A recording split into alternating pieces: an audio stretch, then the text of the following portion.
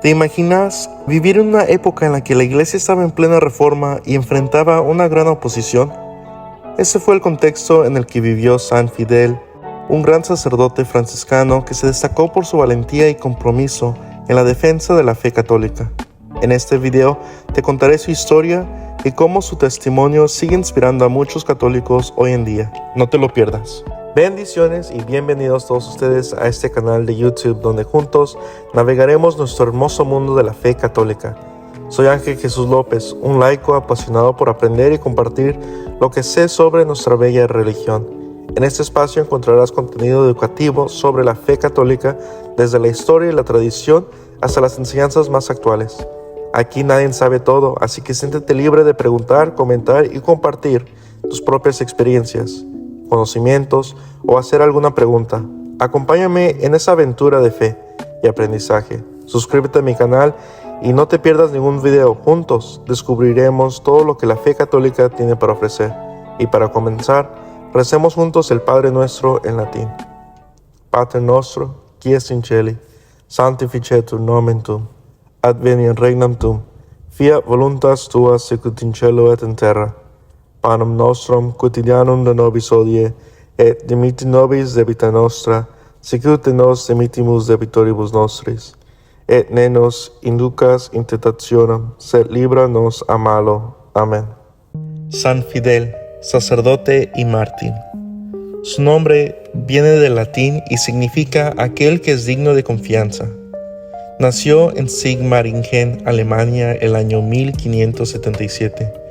Tenía una inteligencia muy vivaz y fue enviado a estudiar en la Universidad de Friburgo, donde obtuvo doctorado en ambos derechos y luego llegó a ser profesor muy estimado de filosofía. Durante 6 años fue encargado de la educación de varios jóvenes de las familias principales de Suabia, Alemania, a las cuales llevó por varios países de Europa para que conocieran la cultura y el modo de ser de las diversas naciones. Sus alumnos se quedaban admirados del continuo buen ejemplo de su profesor, en el cual no podía encontrar ni una palabra ni un acto que no fueran de buen ejemplo. Lo que los otros gastaban en cucherías, él lo gastaba en dar limosnas. Como abogado, Fidel se dedicó a defender gratuitamente a los pobres que no tenían con qué pagar un defensor. Su generosidad era tan grande que la gente lo llamaba el abogado de los pobres. Ya desde muy joven renunciaba a conseguir o estrenar trajes nuevos y el dinero que con eso ahorraba lo repartía entre la gente más necesitada.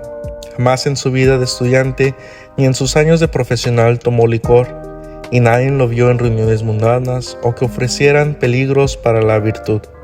Sus compañeros de abogacía se admiraban de que este sabio doctor nunca empleaba palabras ofensivas en los pleitos que sostenía, aunque sus oponentes sí la usaban contra él.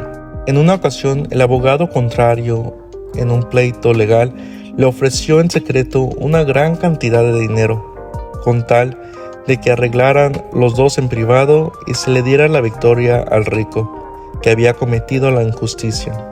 San Fidel se quedó aterrado al constatar lo fácil que es para un abogado el prestarse a trampas y vender su alma a Satanás por unas monedas como lo hizo Judas, y dispuso dejar la abogacía y entrar de religioso capuchino. Y esto pasó cuando San Fidel tenía solo 35 años. Dividió sus importantes riquezas en 2 partes. La mitad la repartió a los pobres y la otra mitad la dio al señor obispo para que hiciera un fondo para costear los estudios a seminaristas pobres. Con razón, le pusieron después esta leyenda debajo de su retrato: Santo es Fidel y fue abogado, obra del poder divino. Mucho le costó ser capuchino y morir después martirizado. Habiendo sido tan rico y tan lleno de comodidades, se fue a vivir con el más humilde y pobre friar capuchino.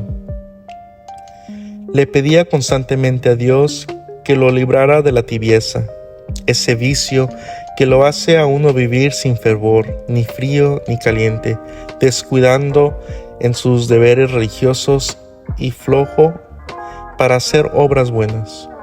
Y le suplicaba a nuestro Señor que no lo dejara perder el tiempo y que lo empleara hasta lo máximo en propagar el reino de Dios.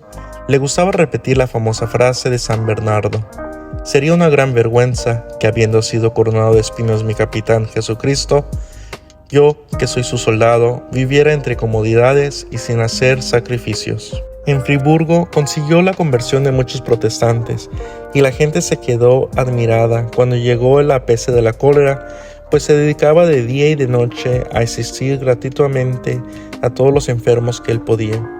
Su austeridad o dominio de sí mismo era impresionante. Su fervor en la oración y en la Santa Misa conmovían a los que lo acompañaban.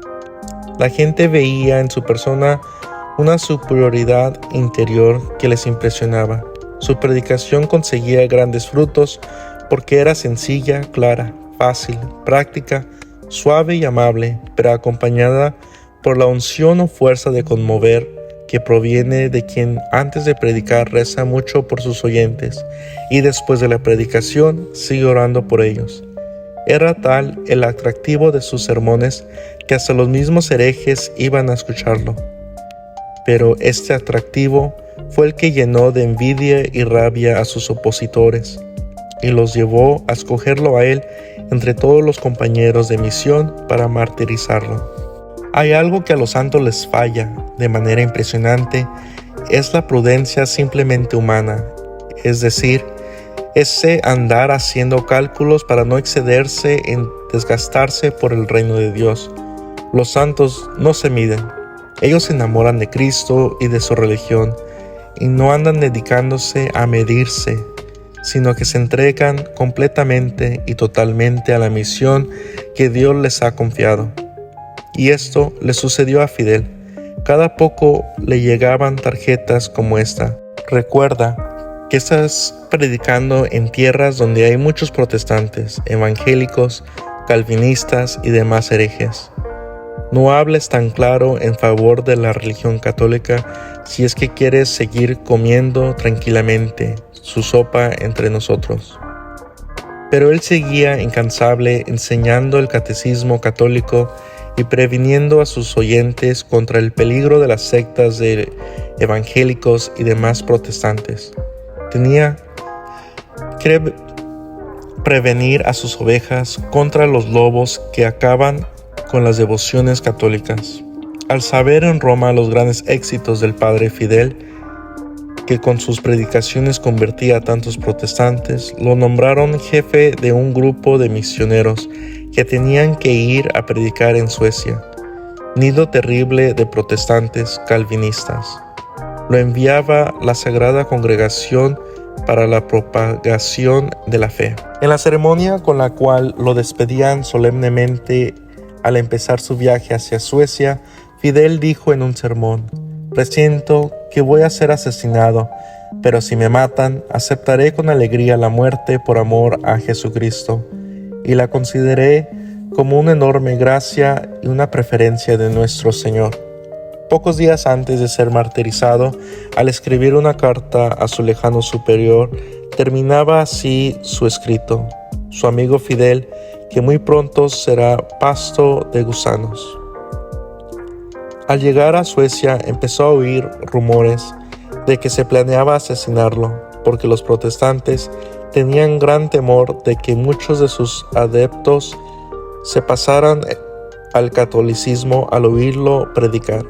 Al escuchar esas noticias, se preparó para la muerte, pasando varias noches en oración ante el Santísimo Sacramento y dedicando varias horas del día a orar, arrodillado ante un crucifijo. La santidad de su vida lo tenía ya bien preparado para ser martirizado.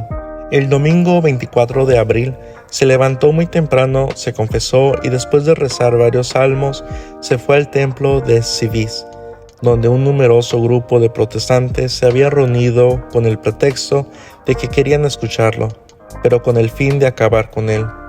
Al subir al sitio del predicador, encontró ahí un papel que decía: este será su último sermón, hoy predicará por última vez. Se armó de valor y empezó entusiasta su predicación. El tema de su sermón fue esta frase de San Pablo: una sola fe, un solo Señor, un solo bautismo. Efesios capítulo 4, versículo 5. Y explicó brillantemente cómo la verdadera fe es la que enseñan los católicos, y el único Señor es Jesucristo, y que no hay varios bautismos, como enseñan los protestantes, que mandan rebautizar a la gente. Aquellos herejes temblaban de furia en su interior, y uno de los oyentes le disparó un tiro, pero equivocó la puntería. Fidel bajó del sitio desde donde predicaba y, sintiéndose que le llegaba el fin, se arrodilló por unos momentos ante una imagen de la Santísima Virgen María. Quedó como en éxtasis por unos minutos y luego salió por una pequeña puerta por la sacristía detrás del templo. Los herejes lo siguieron a través del pueblo gritando: «Renuncie a lo que dijo hoy en el sermón o lo matamos». Él les respondió valientemente: «He venido para predicar la verdadera fe y no para aceptar falsas creencias. Jamás renunciaré a la fe de mis antepasados católicos». Aquel grupo de herejes, dirigidos por un pastor protestante, le gritaba: «O aceptas nuestras ideas o lo matamos». Él les contestó: «Ustedes verán lo que hacen. Yo me pongo en manos de Dios y bajo la protección de la Virgen Santísima, pero piensen bien lo que van a hacer, no sea que después tengan que arrepentirse muy amargamente». Entonces lo atacaron con palos y machetes y lo derribaron por el suelo. Entre un charco de sangre, poco antes de morir, alcanzó a decir: «Padre, perdónalos».